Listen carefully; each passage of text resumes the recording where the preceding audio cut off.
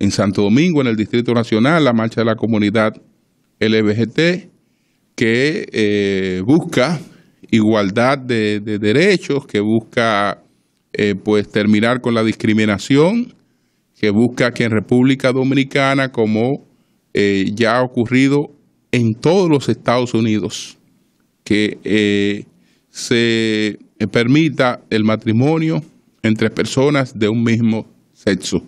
Eso implica una modificación a la Constitución de la República que sería mucho más polémica que el tema de la posibilidad de permitir el aborto en algunas circunstancias. Son las 7:01.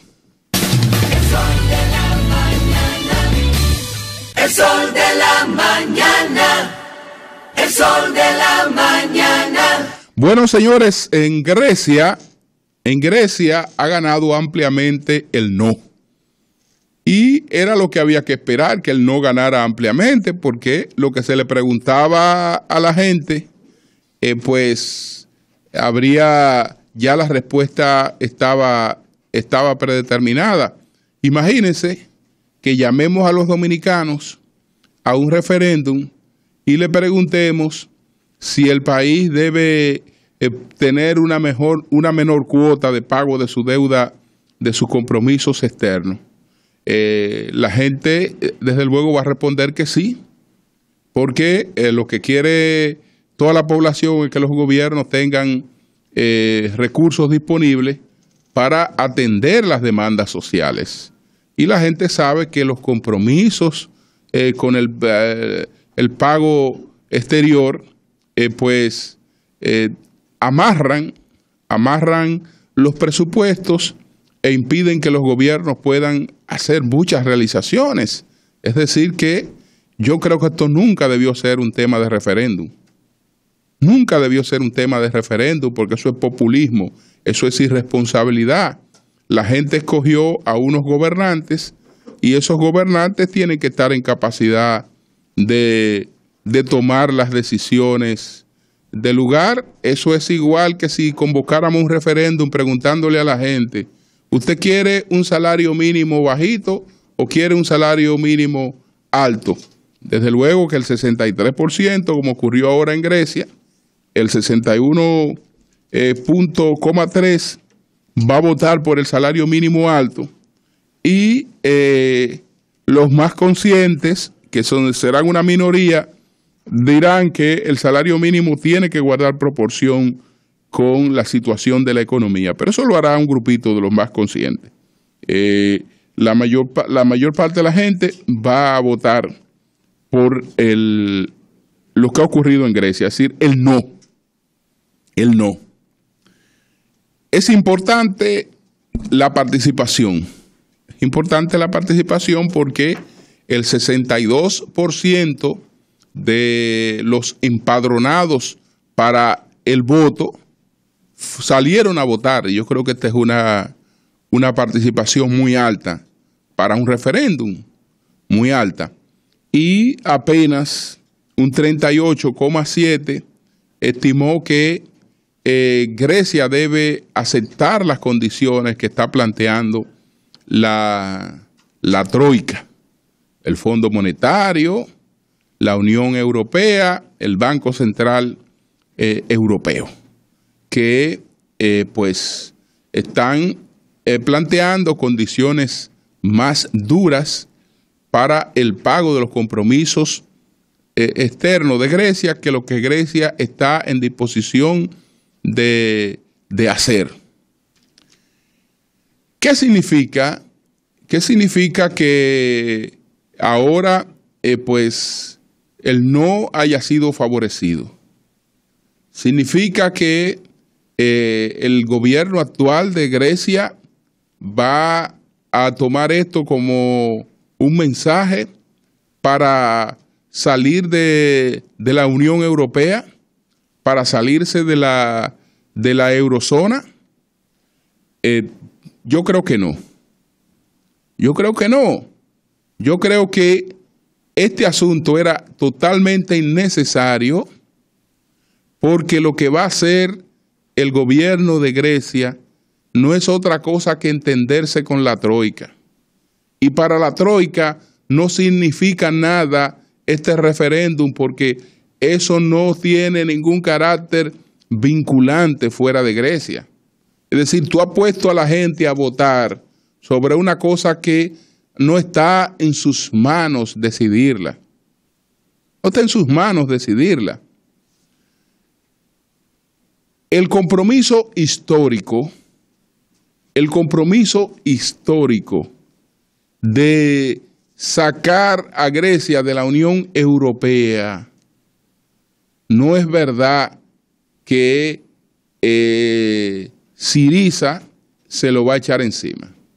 Eso no es verdad, porque eso tiene repercusiones que luego serán peores.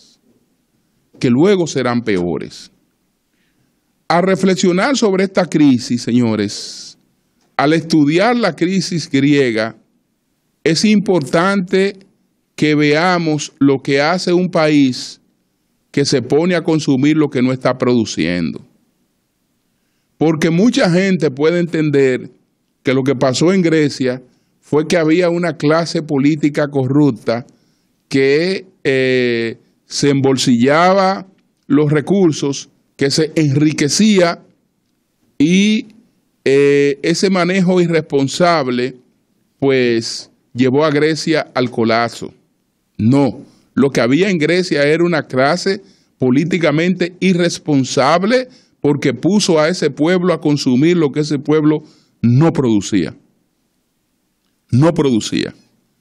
Se puede hacer una comparación, y de hecho hay quienes la han hecho.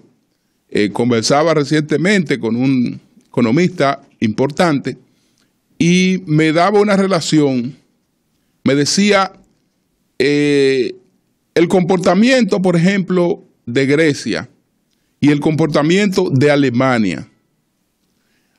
Grecia subió el salario mínimo como 15 veces, mientras el salario mínimo de los alemanes se mantuvo casi congelado y Grecia lo elevó durante 15 veces,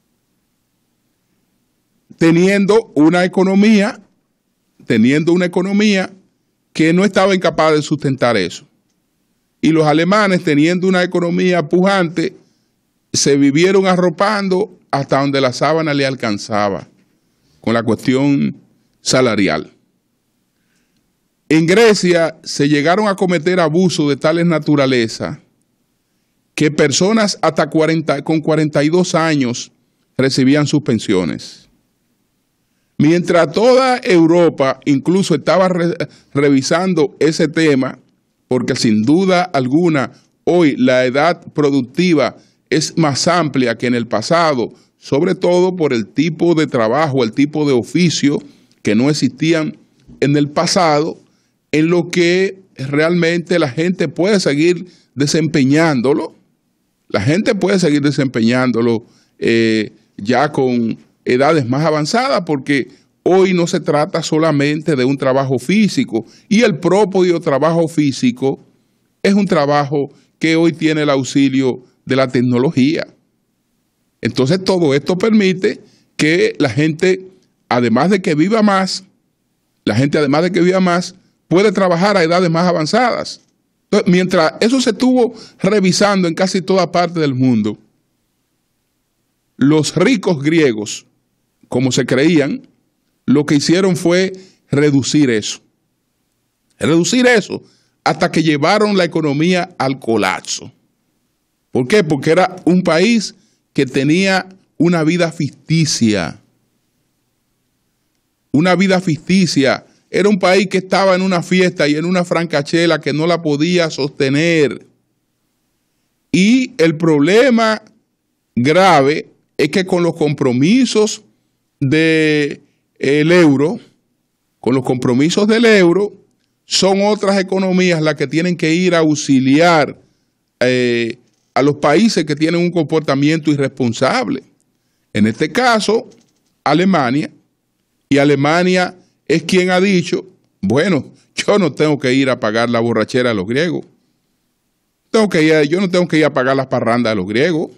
Si ellos enloquecieron, que sufran las consecuencias de eso, porque nosotros ni estábamos bebiendo, ni estábamos parrandeando. Nosotros estábamos trabajando y vigilantes de nuestra economía y manejándonos con una austeridad. Entonces, ¿por qué tenemos que ir a pagar? ¿Por qué tenemos que ir a pagar las culpas de quien no se manejó así? Y ahí es que ha estado el tranque. Ahí es que ha estado el tranque. No es verdad que ha habido ninguna troika que le ha creado graves problemas a Grecia. Los problemas los creó una clase política irresponsable. Irresponsable.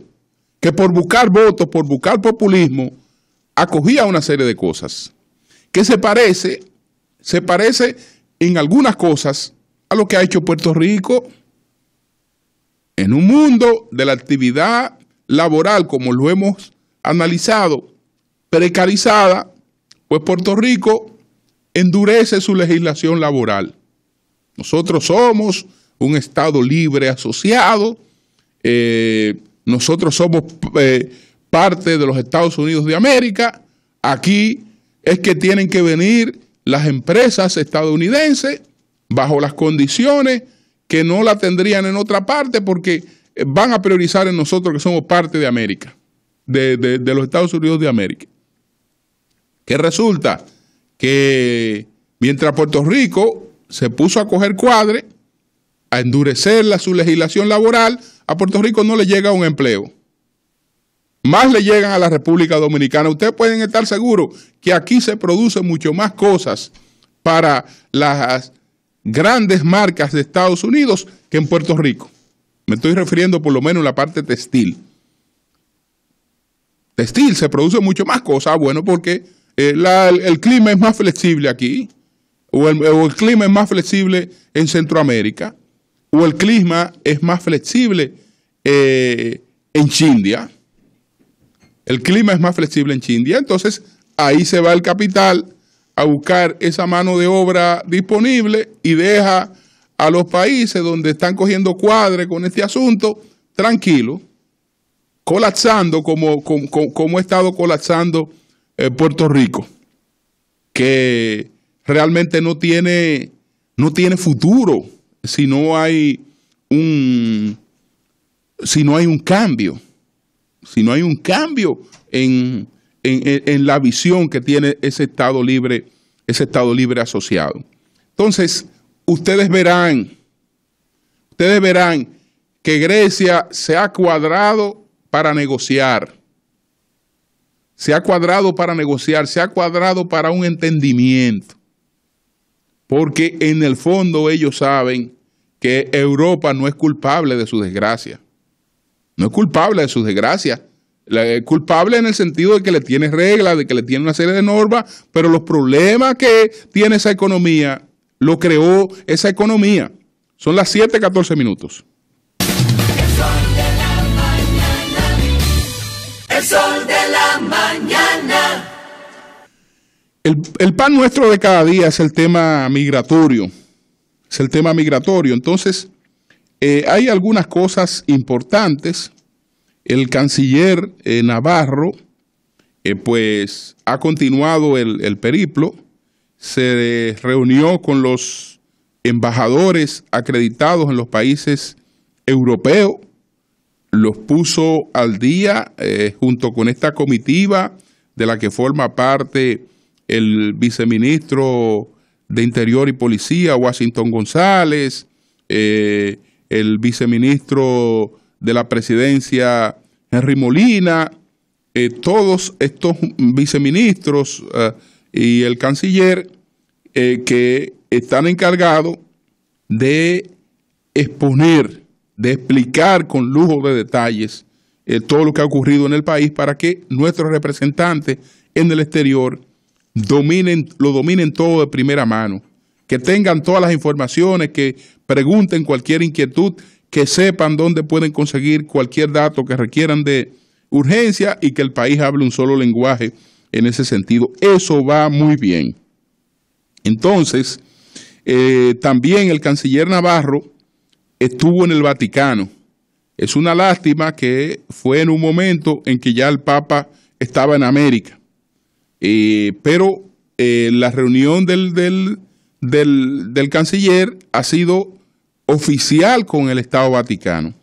Se reunió con el secretario de Estado del Vaticano, el cardenal Prieto Parolin, y entonces le dio la visión del Estado Dominicano sobre este asunto. Esto no necesariamente va a crear una situación de apoyo por parte del Vaticano a la República Dominicana, pero neutraliza. Neutraliza porque cuando el Vaticano, cuando el propio Papa quiera hacer un pronunciamiento, tendrá que tomar en cuenta que el gobierno dominicano le sirvió una información oficial en su posición con relación a este tema y será un poco más cuidadoso. Eso esperamos. Pero hay otras cuestiones con relación al mismo tema. La Fuerza Nacional Progresista, que inauguró su nuevo local, el doctor Marino Vinicio Castillo, el presidente de la Fuerza Nacional Progresista, ha planteado dos cosas con relación a este tema.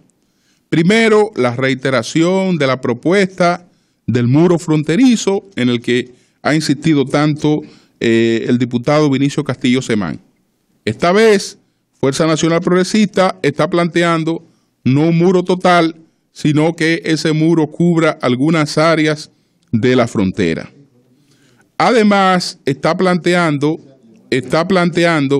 la Fuerza Nacional Progresista, está planteando que el presidente Danilo Medina le pida formalmente al expresidente Leonel Fernández asumir pues la defensa del país en el exterior. Ustedes saben que yo he sido partidario de eso. Y lo he expresado aquí en varios comentarios. Ojalá que hubiera una petición del presidente Danilo Medina en algún momento al expresidente Leonel Fernández para que el expresidente Leonel Fernández asuma la defensa internacional del país. Y si por cualquier circunstancia esa petición no se produjera en lo inmediato, yo creo que el expresidente Leonel Fernández, de todas formas, debe entender que es un servicio al país y un servicio que no solo le hará mucho bien al país, sino también a él y a su imagen. Porque todo el mundo sabrá que se trata de un servicio desinteresado al país en el momento que el país más lo necesita. Entonces yo, Leonel Fernández, si me llaman y me lo piden, muy bien. Pero si no me lo piden, también. Porque no es a Danilo Medina que le va a brindar el servicio, es al país.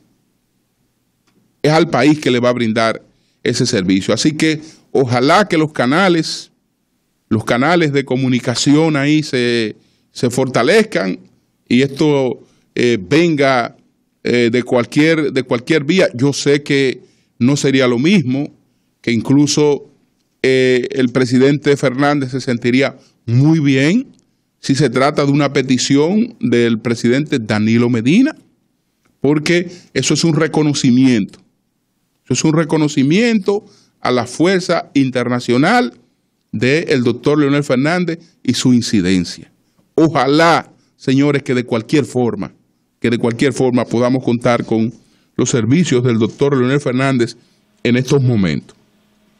El tema más preocupante es que a petición del canciller de Uruguay ha sido convocado el Consejo de la OEA y ahí nosotros nos van a tratar como la arepa, candela por abajo y candela por arriba. El canciller que la convoca es el canciller uruguayo y el canciller que servirá de anfitrión es otro canciller uruguayo que es el secretario general de la OEA, Luis Almagro. que probablemente fue Almagro que le pidió al canciller de Uruguay que hiciera la convocatoria para producir otra encerrona contra la República Dominicana. Entonces ahí ya sabemos lo que nos espera en esta convocatoria del Consejo de Seguridad de la OEA, que se va a reunir el día 8. Se va a reunir el día 8, es decir, hoy estamos a 6, sería el próximo miércoles que se reúne el Consejo de Seguridad de la OEA, y ahí lo que nos espera es una condena, pero lo que vale una condena de la OEA es muy poco. Es muy poco. Esta es una entidad cada vez más desacreditada y lo seguirá haciendo porque ningún país le pone caso. Ningún país le pone caso porque sabe que carece de influencia total y hasta de respeto para poder seguir sus decisiones. Así es que son las 7:22 minutos. El sol de la mañana, el sol de la mañana. Ayer, al leer unas declaraciones de la Asociación de Industrias de la República Dominicana, me preguntaba, ¿qué tan importante es el tema de la deuda pública dominicana? Porque esta asociación de industriales de Herrera y de la provincia de Santo Domingo ha emitido pues una nota de alerta sobre la deuda pública del país. Entonces me voy a Crédito Público, la Dirección General de Crédito Público, para ver qué, de manera consolidada, qué es lo que se está planteando. Y no sé si el informe del segundo trimestre de este año parece que todavía no se ha publicado, porque el último informe que veo es el informe de enero-marzo, informe trimestral sobre la situación y evolución de la deuda pública en la República Dominicana. Trimestre enero-marzo del año 2015. Entonces, tal vez por algunas cosas planteadas aquí en este trimestre, uno diga, bueno, pero lo que yo veo ahí fue que subió el índice de solvencia de la República Dominicana. Veo que la República Dominicana, pues, aprobó lo siguiente: el Producto Interno Bruto para el año 2015, en términos nominal, en pesos, en dólares. En dólares estamos hablando de unos 3.000 millones. En dólares estamos hablando de 65 mil, no, vamos a ver. 3.000 millones de dólares. 3.000 millones de dólares, sí. De peso. En peso estamos hablando de 3.000 millones. Vamos a ver el dato aquí. Míralo aquí. A ver. Aquí estamos hablando de... En dólares son 65.000 millones de dólares. Sí. Que son 3.021.784 millones de pesos. Sí, exactamente. Es decir, en pesos son unos 3.000 y tantos. Pero ahí lo que aparece es que más o menos las cosas se han llevado a cabo conforme a lo presupuestado. En el presupuesto general del Estado para el año 2015 se estipuló un financiamiento neto máximo de unos 73.822.6 millones, equivalentes al 2.4 del Producto Interno Bruto estimado. El detalle de fuentes y aplicaciones. Y entonces ahí están todas las cuestiones sobre el nivel de endeudamiento. Y cuando se hace comparaciones con el último trimestre del año pasado, realmente uno advierte una una mejoría en todos los aspectos. Una mejoría en todos los aspectos. Sin embargo, hay otras.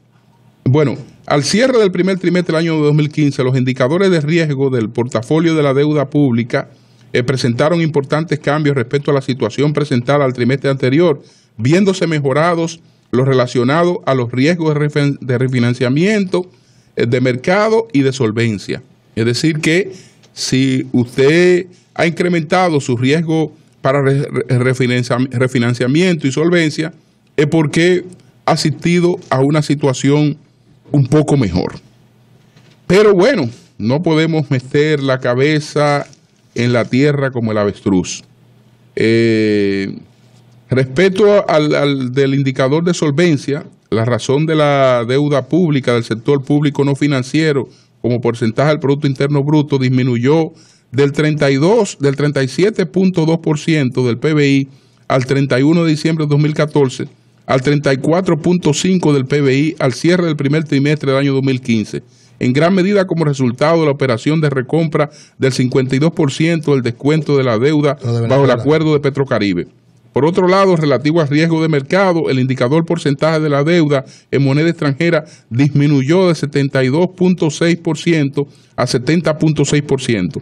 El portafolio de la deuda está más compuesto y mayormente por diversas monedas extranjeras. Sin embargo, para finalizar con este tema, a propósito, estaba revisando todas estas informaciones anoche cuando vi las declaraciones de los industriales de Herrera, pero hoy hay un artículo de Arturo Martínez Moya en el periódico Hoy y trata el tema, incluso hace una comparación con Grecia.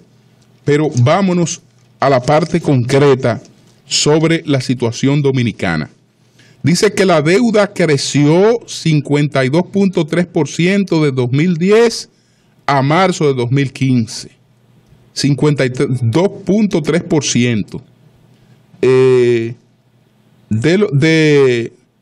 Que era de unos 25.679.5 millones de dólares, pasó a 39.120.6 millones.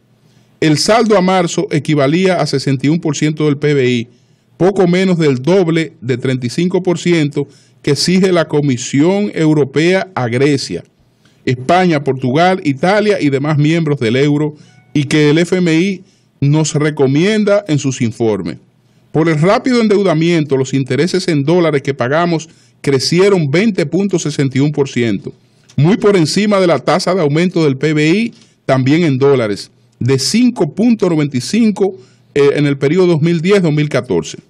Entonces, él dice lo siguiente: que no se confunda lo que debemos al resto del mundo con la deuda externa del sector público no financiero. Es decir, lo que él está planteando es que una cosa es la deuda del sector no financiero, pero que cuando a un país se le va a evaluar, no se le evalúa por la deuda de su sector público no financiero, sino por toda la deuda.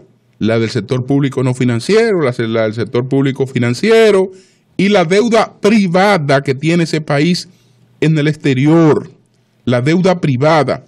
Entonces, a marzo, entre ambos saldos, existía una diferencia de unos 22.633.5 billones, que era la deuda también con el resto del mundo de empresas, de familias y de bancos dominicanos. Lo que interesa a inversionistas es el total de compromisos públicos y privados con el exterior, del monto y de su evolución comparado con el tamaño de la economía, que es que depende de la prima de riesgo el país que se paga cuando tomamos prestado, de todas esas cosas que depende esa prima de riesgo. No sé la razón. Lo cierto es que, no obstante las informaciones que entrega, el dato ha sido poco manejado públicamente por los analistas, por lo que mirando las experiencias de los helenos y de otros países de la periferia de la Europa del euro, conviene acostumbrarnos a su uso para sacar conclusiones. La fuente es el cuadro Posición de Inversión Internacional, que condensa informaciones sobre las relaciones económicas del país con el exterior, y el Banco Central, que el Banco Central publica. Cuando se pierde el horizonte y el crecimiento del PBI, se sostiene básicamente con endeudamiento porque el ahorro interno no existe, se tiene asegurada la crisis en las finanzas públicas, también en los presupuestos de las empresas y la familia. Grecia es el mejor exponente. De manera que... Pero Julio, dice sí. Iván Rodríguez nos manda un cuadro, pues tú decías que según el Ministerio de Hacienda, en la publicación, la relación de deuda con Producto Bruto Interno es del 37, que bajó, ¿verdad? Sí. Dice Iván que está en 46.59 según los cálculos de él, con los datos del Banco Central. Bueno, lo vamos a llamar un poco más tarde porque parece que es un tema que es preocupante. Parece que es un tema preocupante, no está en el debate, hemos visto una que otras declaraciones, pero no está en el debate, pero parece ser que es un tema del que hay que mantenerse pendiente. Son las 7:31 minutos. Permítanos dar la bienvenida a María Elena Núñez, que hacía falta se reincorpora hoy, ya gracias a Dios totalmente restablecida. Sí. Faltan algunas cositas, pero ya disponible para trabajar. Qué bueno. Con ánimo para gracias trabajar. a Dios, claro. Qué bueno. Con más fe ahora, Así con es. una piel nueva como la culebra. Cambio fuera, Mauri.